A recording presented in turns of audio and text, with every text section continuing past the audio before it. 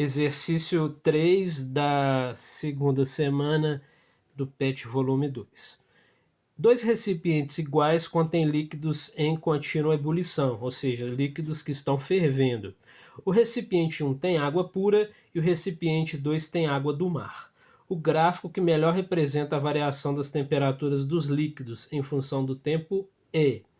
Então, olha só, toda vez que eu tiver um líquido que tem água pura, a pressão de vapor dele vai ser maior do que o líquido que tem a mistura. Tendo a pressão de vapor maior, a temperatura de ebulição dele vai ser menor, porque funciona assim,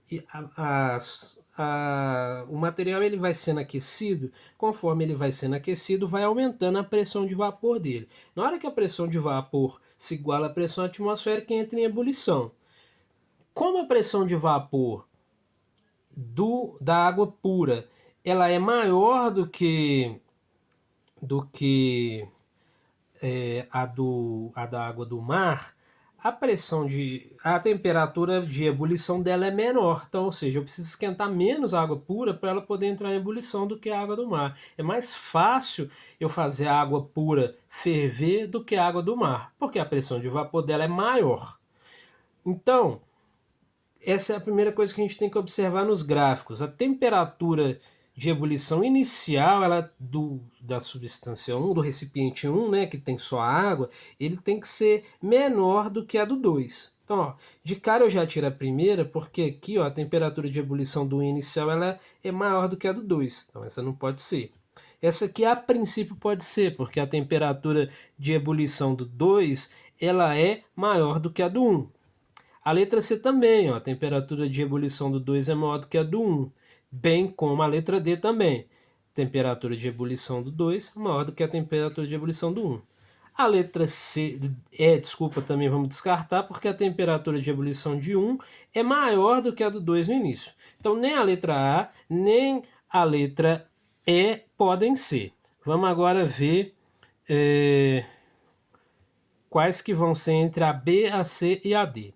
Então, primeira coisa, toda vez que eu tiver líquidos puros, eles fervem ou eles entram em ebulição e a temperatura ela fica constante, ela não varia. Então, como o líquido 1 é a água, ela vai ser uma linha horizontal.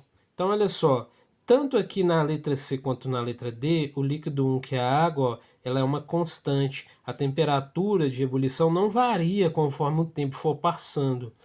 Já aqui na letra B, a temperatura de ebulição do 1 ela vai aumentando. Então essa aqui não pode ser, porque líquidos puros sempre têm temperatura de ebulição constante. Já a água do mar, que é uma mistura basicamente de sal e água, o que acontece? É muito parecido lá com o primeiro exercício que a gente fez. Conforme vai entrando em ebulição, uma parte da água do mar ela vai evaporando. Se vai evaporando, vai diminuindo a quantidade de líquido, a concentração vai aumentando. Ou seja, aumenta a concentração, diminui a pressão de vapor. O que eu tenho que fazer? Esquentar mais para poder entrar em ebulição. Então a temperatura de ebulição de mistura ela é uma crescente. Então olha só, por exemplo, aqui a letra C.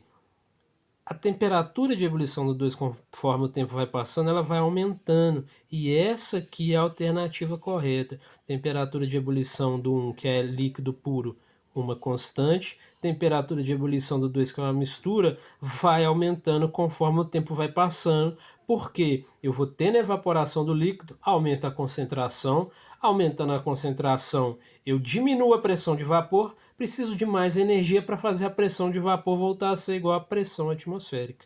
Então a alternativa correta é a alternativa C.